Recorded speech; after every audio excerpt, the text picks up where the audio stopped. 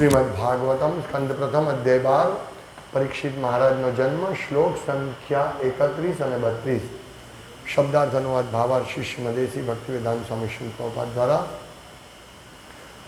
સહરાજપુત્ર બબૃધે આશુ શુક્લ ઇવોડુપઃ આપૂર્યમાણઃ પિતૃભિઃ કાષ્ઠાભિરીવ સોન્વહં શબ્દાર્થ સહ તે राजपुत्र राजपुत्र ववृद्धे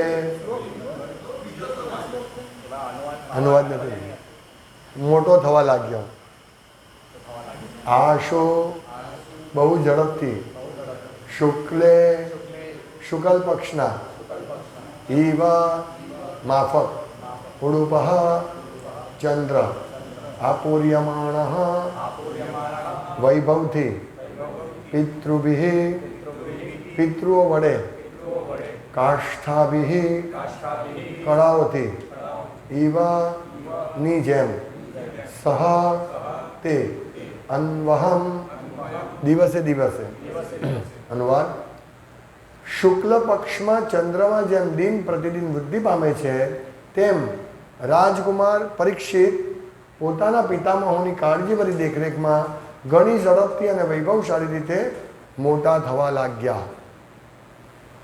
आजनो आपणे जे पारायण करे ते श्लोक यक्षमाणोश्वमेधेन ज्ञातिद्रोह जिहासया राजा लब्धधनो दध्यौ नान्यत्र करदंडयोः यक्षमाणः करवानी इच्छा वाळो अश्वमेधेन अश्वमेध यज्ञ वडे ज्ञातिद्रोह संबंधियों साथे लड़वू ते जिहासया मुक्त थवा माटे राजा राजा युधिष्ठिर लब्ध धन धन प्राप्ति माटे दध्यौ ते विषे विचार कर्यो न अन्यत्र अन्यत्र नहीं करदंडयो करवेरा अने दंड अनुवाद बराबर ते वखते राजा युधिष्ठिर पोताना सगा संबंधीओ साथे करेला युद्धथी थयेला पापमांथी मुक्त थवा माटे अश्वमेध यज्ञ करवानो विचार करी रह्या हता पण तेओ धन मेळववा माटे चिंतित हता कारण के तिजोरी में कर और दंड सिवायनी वधारानी कोई आवक न हती। भावार्थ जेवी रीते ब्राह्मणों और विप्रोनो राज्य पासेथी राहत मेळवવાનો अधिकार हतो तेवी रीते राजाने प्रजा पासेथी करवेरा अने दंड उघरावવાનો अधिकार हतो।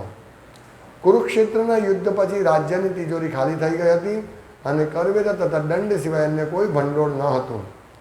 आ भंडोळ मात्र राज्यना अंदाजपत्र माटे पूरतुं हतुं अने वधाराना नाणां न होवाथी अश्वमेध यज्ञ करवा माटेनुं धन बीजी कोई रीते मेळववा माटे राजा आतुर हता। भीष्मदेवनी सूचना प्रमाणे महाराज युधिष्ठिर आ यज्ञ संपन्न करवा मांगता हता। महाराज परीक्षितनो जात कर्म संस्कार में आपणे जोयुं के विप्रो अने ब्राह्मणोने पुष्कळ प्रमाणमां दान आपवामां आवतुं हतुं। विप्रो ने ब्राह्मणों जुदा जुदा केम एक्चुअली विप्रो ए ज्योतिषशास्त्र भौतिक बाबत ने ध्यान लेवा माटे न होय शारीरिक बाबत जेम के ज्योतिषशास्त्र जे ब्राह्मण ज्योतिष जाणतो होय ते अने लोकोने मार्गदर्शन आपतो होय ते विप्र कहेवाय के जे भौतिक बाबत तो ब्राह्मणों माटे बे बाबत छे आध्यात्मिक अने भौतिक बाबत।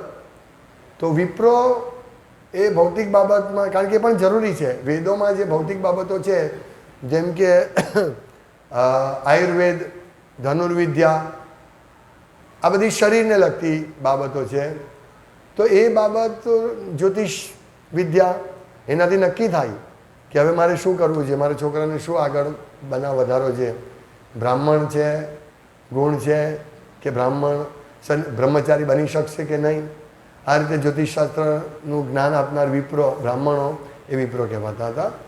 અને બ્રાહ્મણો જે છે તે આત્મસાક્ષાત્કારનું જ્ઞાન તરફ જેમની વધારે પડતી રુચિ હોય અને જે એનું લાગતું હોય, જેમ કે કર્મકાંડ તો વિપ્રો કર્મકાંડ સુધી હોય, પછી જ્ઞાનકાંડ આધ્યાત્મિક સ્ટેપ છે, અને ઉપાસના કાંડ તો ઉપાસના કાંડમાં પછી વિષ્ણુની ભક્તિ આવે. તો જે બ્રાહ્મણ આ રીતે આગળ વધેલા હોય તે બ્રાહ્મણ કહેવાય.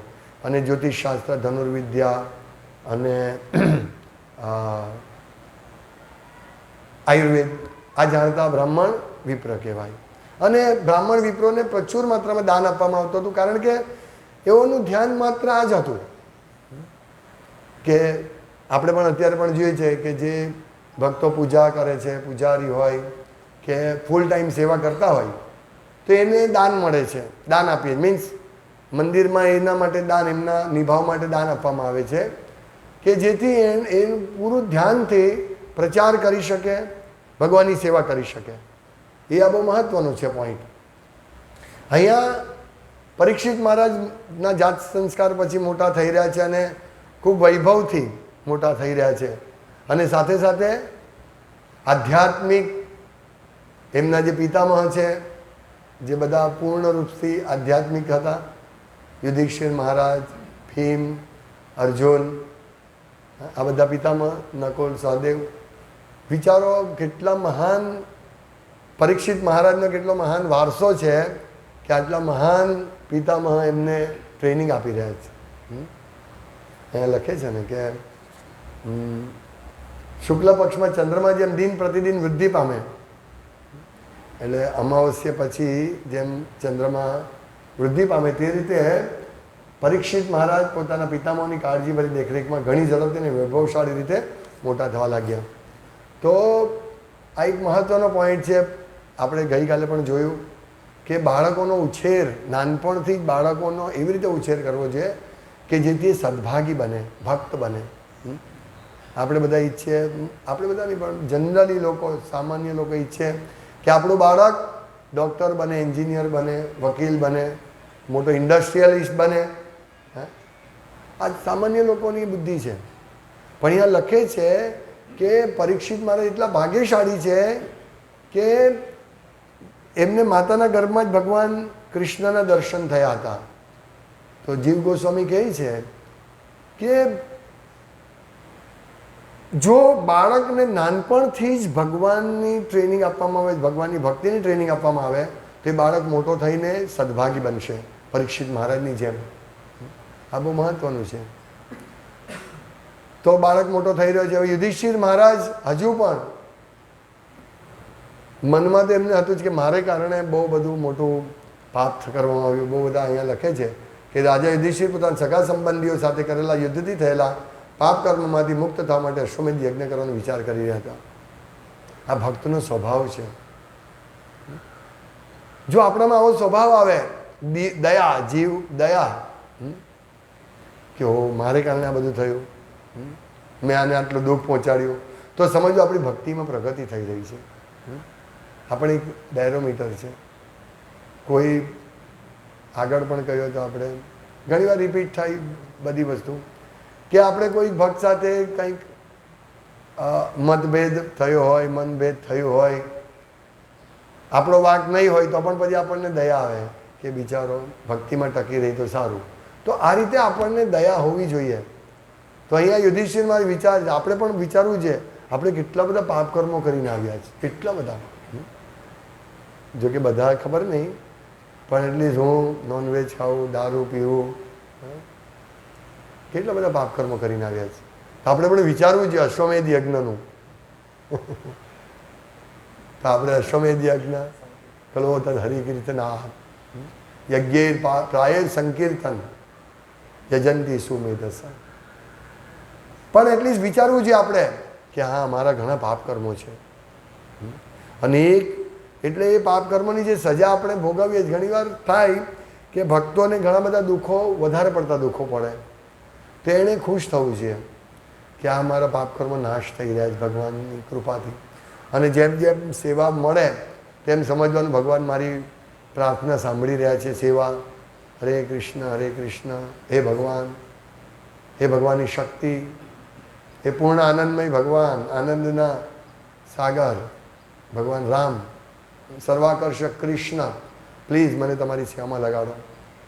એટલે ગંભીરતાથી આપણે આ વિષય વિચારવો જોઈએ. તો આપણને જો સેવા મળે તો સમજવું જોઈએ કે આપણી પ્રગતિ થઈ રહી. ભગવાન સાથે આપણે વાત કરી રહ્યા છીએ. આપણે કોઈને કહીએ ને કે ભાઈ જરા મારે આટલું કામ કરી આપજે ને ભાઈ, તો એ સાંભળતો હોય તો કરી આપશે કામ, એટલે આપણને કે આપણું કામ થઈ રહ્યું છે. એવી જ રીતે આપણે માળા કરીએ છીએ તો ભગવાન પાસે સેવા માંગીએ છીએ કે ભગવાન પ્લીઝ મને સેવા આપો, તો ભગવાન આપી રહ્યા છે સેવા. અને માળા કરતાં કરતાં વધારે દુઃખ આવે તો સમજો ભગવાન આપણું વધારે ધ્યાન આપી રહ્યા છે. કાંઈક ઘણી વાર એવું બને આપણે સુખ ઈચ્છીએ, પણ ભગવાન વિચારે કે આને જો સુખ મળશે તો બીજા 2-4 જન્મ લેવા પડશે, એટલે એના બધા દુઃખો ટોકન રૂપે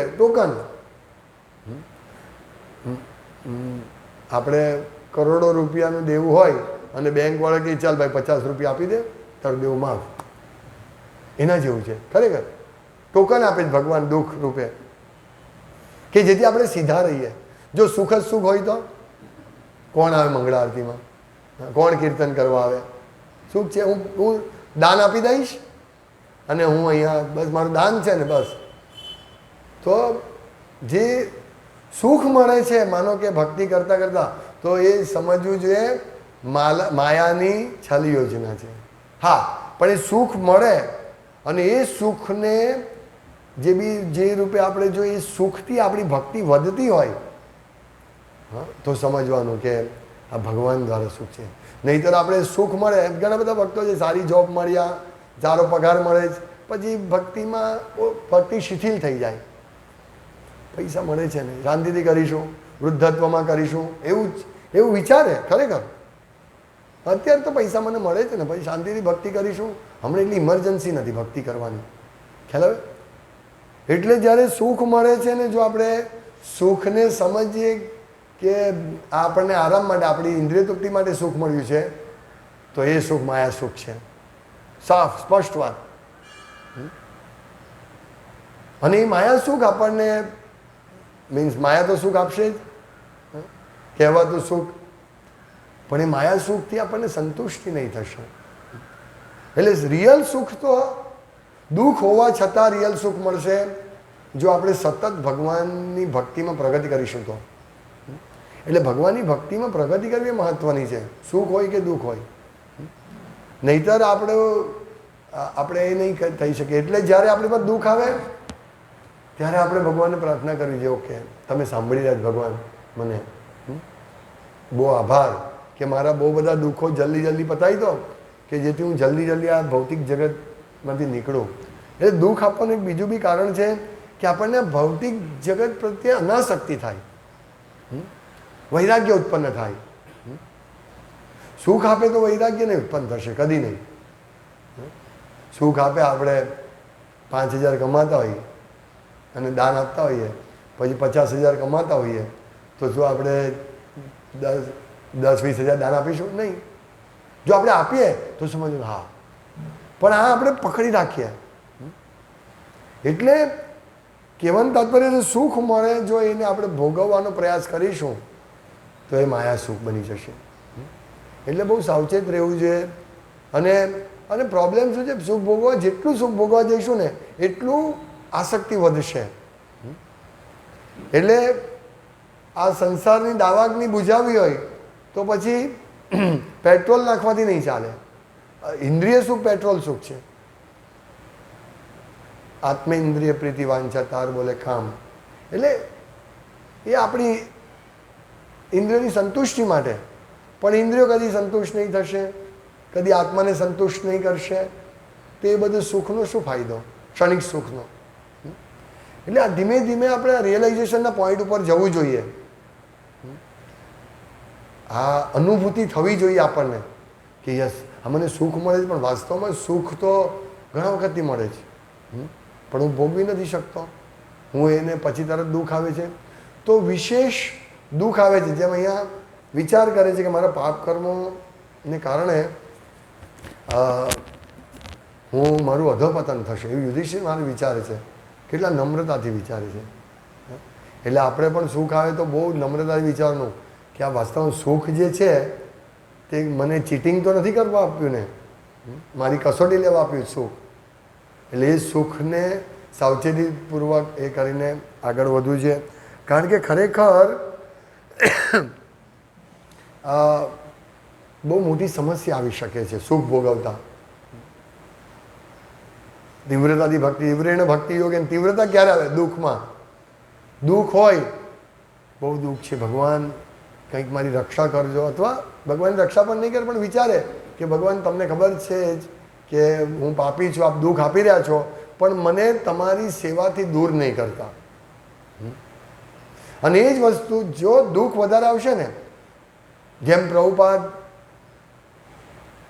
પાસે પૈસા નહોતા છતાં એમણે પ્રચાર કર્યો, અને જ્યારે પૈસા આવ્યા, હા, જ્યારે ભગવાને જ એમને તત્યાનુકંપા સમીક્ષમાનો દુઃખ આપ્યા હતા અને ભગવાને સુખ આપ્યા, પણ જ્યારે દુઃખ આવે અને વ્યક્તિ નિરપેક્ષ રહીને, સમાન રહીને જો ભક્તિમાં આગળ પ્રગતિ કરે, તો જ્યારે સુખ આવશે ને તો એ વ્યક્તિ વિચલિત નહીં થશે સુખથી.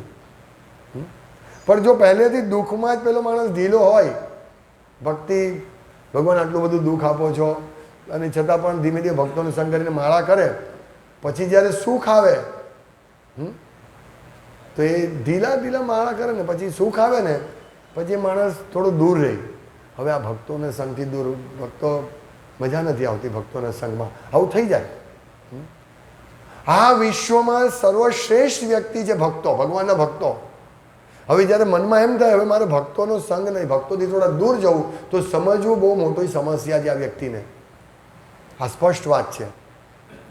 ભક્તોથી દૂર જાણજો કે વાત કરે ને, અથવા ભક્તોના સંગમાં જો કોઈ નહીં રહેવા માંગતો હોય ને તો પ્રોબ્લેમ છે એમ સમજવું.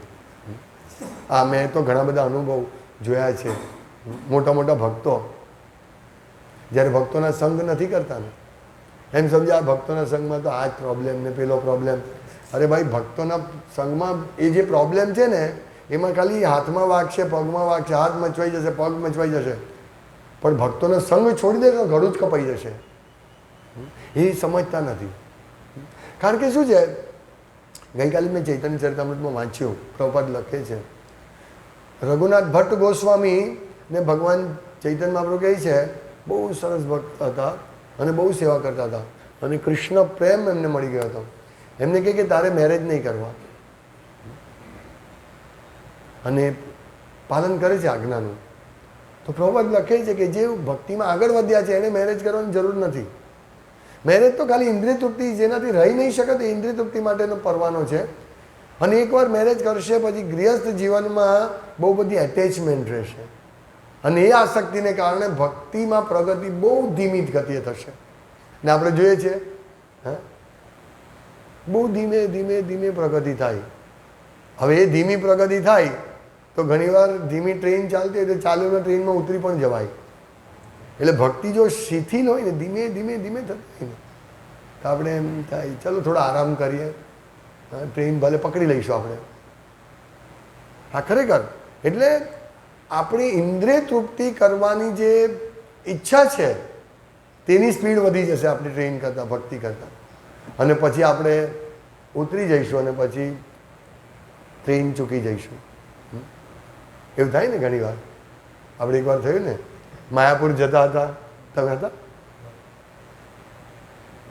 ટ્રેન બિફોર ટાઈમ આવી તો આપણે બધા ભક્તો બિંદાસ થઈ ગયા, ઉતરી ગયા, પ્રસાદ લેવાનો હતો અને ટ્રેનનો ટાઈમ થઈ, કોઈને ખબર નહીં પડી, અને બધા દોડતા દોડતા ચડી જાય. મારા હાથમાં પ્રસાદ હતો, અડધો નીચે પડી ગયો, અડધો ઉપર ચડી ગયા. એટલે એમ કહેવાનું આવું થાય આપણું.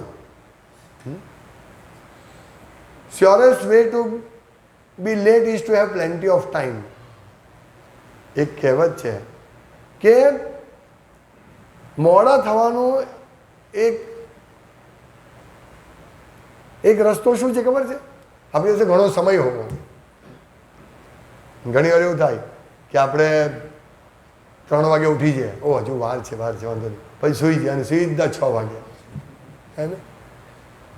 અથવા તો આપણે કશે જવાનું હોય ને આપણે સમય હોય, મંદિરે જવાનું છે, 6:30 વાગે સાંજે સંધ્યા આરતી છે, કંઈ નહીં, આપણે હજુ તો 5 વાગ્યા છે, તો 5ના 6:30 ને 7 અને ઘણી વાર 8 વાગે પણ આપણે નહીં પહોંચીએ.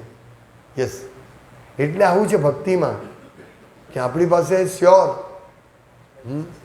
આપણે છે, સમય છે હજુ. પરીક્ષિત મહારાજ જેવું આપણું નથી. પરીક્ષિત મહારાજ પાસે 7 દિવસ હતા, આપણી પાસે હજુ સમય છે. તો આ બહુ ડેન્જરસ વસ્તુ છે. અત્યારે આપણે ઇન્દ્રિય તૃપ્તિ કરી લઈએ, પછી સદુપયોગ કરીશું વૃદ્ધ થઈશું ત્યારે. આ પ્રભુપાદનો પ્રણામ મંત્ર શું છે ખબર છે? નિર્વિશેષ શૂન્યવાદી પાશ્ચાત્ય દેશે તારીને. તો શૂન્યવાદી, આપણે પણ નિર્વિશેષ હતા, શૂન્યવાદી હતા, આ બધાનું તારણ કર્યું. એટલે આપણે પણ એમ સમજીએ આ મારા માટે નથી, હું તો ભક્તિ કરું છું. શું કે હું તો ભક્તિ કરું છું, તો મારા માટે એવું નથી આ કે હજુ ઘણો સમય છે, એવું તો હું નથી વિચારતો. પણ આપણા મનમાં તો ચાલતું જ હોય, હજુ સમય છે, હજુ સમય છે, હજુ હું હમણાં મારા ઇન્દ્રિય તૃપ્તિની વ્યવસ્થા કરી લઉં અને પછી આ બધી વ્યવસ્થા થયા પછી હું ભક્તિ કરીશ. પણ નહીં, આ આપણે બધા વિચારીએ છીએ. જેમ આ પ્રભુપાદનો પ્રણામ મંત્ર છે, તો પ્રભુપાદના અનુયાયી વિચારતા હતા કે પ્રભુપાદ આ માયાવાદ વિશે, નિર્વિશેષવાદ વિશે શું કામ કહે છે? આપણે બધા તો ભગવાનને ભક્ત કરીએ છીએ. પણ પછી એમને ખબર પડી કે વાસ્તવમાં આપણા હૃદયમાં પણ માયાવાદ ને નિર્વિશેષવાદ હતો જ, છે જ, સૂક્ષ્મ રૂપે. એટલે પ્રભુપાદ આ રીતે કહેતા. એવી જ રીતે આપણા હૃદયમાં એવું જ છે કે હજુ સમય છે, સમય છે, સમય છે. હા, હજુ ઘણો સમય છે. હમણાં હું થોડુંક ઇન્દ્રિય તૃપ્તિ સાઈડ બાય સાઈડ કરી લઉં અને પછી ભક્તિ કરીશ. આ બધાના હૃદયમાં વિચાર છે આવો. એટલે આપણે ભક્તિની ટેસ્ટમાં ઘણીવાર નાપાસ થઈએ. આ જરૂરી છે આ વસ્તુ કરવી. તો અહીંયા પરીક્ષિત મહારાજ, યુધિષ્ઠિર મહારાજ પોતાના પાપ કર્મ વિશે વિચાર. પણ હવે ધન તો બહુ બધું છે, યજ્ઞ કરાવો હોય તો. અને ધન તિજોરીમાં, યુદ્ધ થયું, આપણે જોઈએ યુક્રેન રશિયાનું યુદ્ધ થઈ રહ્યું, કેટલા રૂપિયા વપરાય. તો આ તો એનાથી મોટું યુદ્ધ. આ કંઈ સામાન્ય યુદ્ધ થોડું હતું. ત્યાં તો 50, 100, 200, 500 સૈનિકો ઘન લઈને ચાલ્યા જાય. અહીંયા તો 64 કરોડ લોકો, કેટલી અક્ષયણી, 7 અક્ષયણી સેના હતી આ લોકોની. તે બધાને ખાવા પીવાની વ્યવસ્થા કરવાની, સાધનો પૂરા પાડવા. તો કેટલું ધન છે. તો એ લખે છે કે ધન ખાલી થઈ ગયું હતું. ખાલી બજેટ જેટલું હતું ધન કે લોકો પ્રજાના એના કલ્યાણ કાર્યોને એ બધા માટે ધન હતું, પણ યજ્ઞ કરવા માટે ધન નહોતું. આજે કોરોનાને કારણે તિજોરી ખાલી થઈ ગઈ ગવર્મેન્ટની, એટલે ટેક્સ વધારે. પણ આ લોકો ટેક્સ વધારવાવાળા નહોતા. જુઓ, કારણ કે બધા ટેક્સ ભરતા હતા, પ્રજા ટેક્સ આપતી હતી, પોતાની ડ્યુટી. જેમ ભાગવતમાં આપણે જોઈએ છે કે નંદ બાબા ટેક્સ ભરવા માટે કંસને જાય છે, કંસ પાસે બધું ઘી, બધી પ્રોડક્ટ લઈને જાય છે.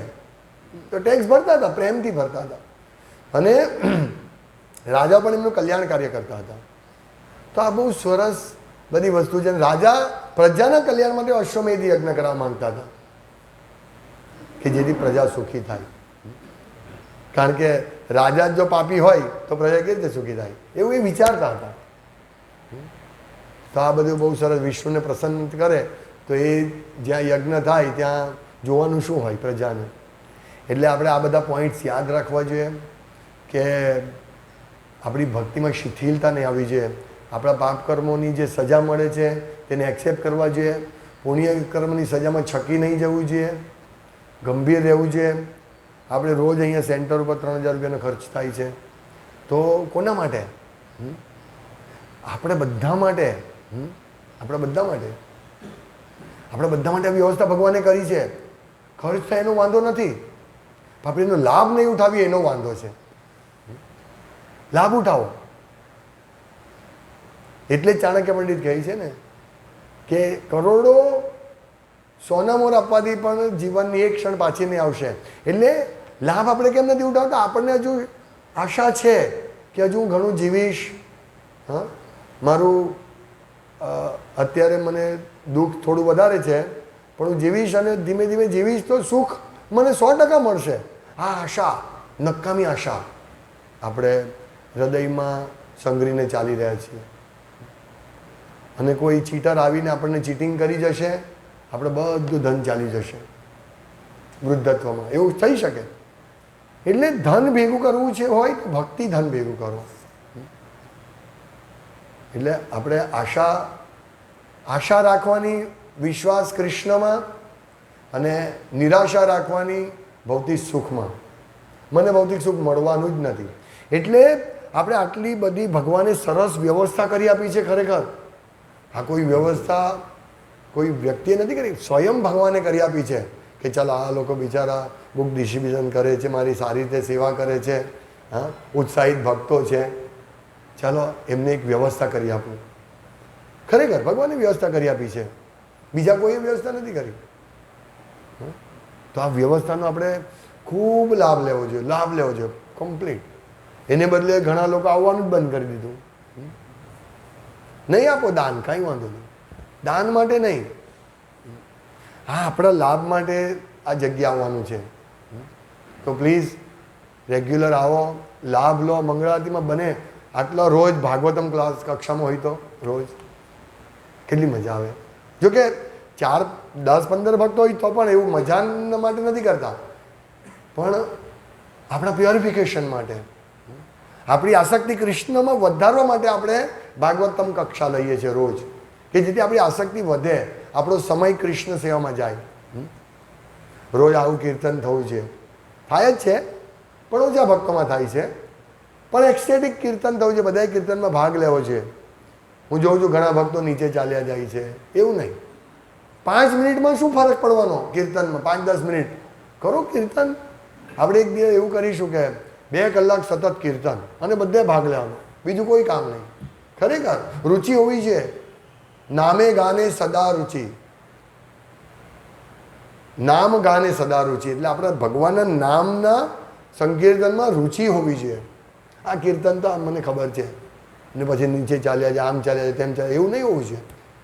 બધાએ સમૂહ કીર્તન, સંકીર્તન બધાએ લાભ લેવો છે. હું ઘણી વાર કહું છું, પણ બધા વિચાર મારા માટે નથી, આ તો બીજા ભક્તો માટે છે. દરેક જણ એવું જ વિચારે. એવું નહીં વિચારો, સંકીર્તન કરો. જગ્યા છે મળી, અત્યાર સુધી આપણી જગ્યા નથી, સંકીર્તન કરો, હા ભાગવતમ ક્લાસ રીડિંગ કરો, અહીંયા આવીને સેવા કરો. કેટલો મોટો સુઅવસર ભગવાને આપ્યો છે. એટલે ગૃહસ્થ જીવનમાંથી થોડો ટાઈમ કાઢો, વધારે ટાઈમ કાઢો, થોડો નહીં, થોડો તો તમે કાઢો જ છો, પણ એવો ટાઈમ કાઢો હા કે જેથી આપણી આસક્તિ કૃષ્ણમાં વધે. કૃષ્ણમાં આસક્તિ વધે તો જ આપણું કલ્યાણ થશે. અને આપણી આસક્તિ જેમ જેમ આપણે સમય કાઢીશું ને તેમ ભગવાન આપણો વધારે સમય કઢાવશે આપણી પાસેથી. આપણે અત્યારે એમ વિચારીએ કે મારે તો આ કામમાં વધારે સમય લાગે છે, પણ જો આપણે એવું વિચારોને બદલે એમ વિચારો હું કૃષ્ણ માટે કેવી રીતે સમય કાઢી શકું, તો કૃષ્ણ માટે એક દિવસ આપણે સમય કાઢશું તો એક દિવસ ભગવાન આ બધું તમારું કામ એડજસ્ટ કરી દેશે અને તમને વધારે સમય આપશે. આપણે જોઈએ છે નંદગ્રામમાં ફૂલ ટાઈમ ડીઓટી આવી ગયા છે. ફૂલ ટાઈમ કોઈ એન્જિનિયર હતા, કોઈ મોટા બિઝનેસમેન હતા, બધા છોડીને આવી ગયા. સવ્યસાચી પર ડૉક્ટર છે. વિચારો તો આ કેવી રીતે આ લોકોને સમય મળે છે, આપણને કેમ નથી મળતો? ગૃહસ્થ જીવનને કારણે. પણ બને ત્યાં સુધી પતિ પત્ની સાથે મળીને આ ડિસિઝન લેવું છે કે અમે વધારે સમય ભગવાનની સેવામાં કરીએ, પ્રચારમાં લગાડીએ. નહીં તો આ સન્ડે ટુ સન્ડે ચાલ્યા કરશે. હરે કૃષ્ણ. તો આપણે ભગવાનની કૃપાને સમજવું છે, કૃપા પણ સમજાવવું છે. એટલે ભૌતિક લોકોની જેમ નહીં, આવ્યા બેઠા સાંભળ્યું, પરિવર્તન કાંઈ નહીં, ચાલ્યા. જે માયાવાદીઓ કથા કરે ને એમ કાંઈ પરિવર્તન નહીં થાય. આપણું પરિવર્તન થવું છે જીવનમાં અને દેખાવું છે આપણને કે યસ મારી રુચિ વધી રહી છે કૃષ્ણ સેવામાં, ગુરુના આદેશ પ્રમાણે હું સેવા કરી રહ્યો છું, તો ગુરુ પ્રસન્ન થાય. હરે કૃષ્ણ. શ્રીમદ ભાગવતમ કી જય, શ્રીલ પ્રભુપાદ કી જય.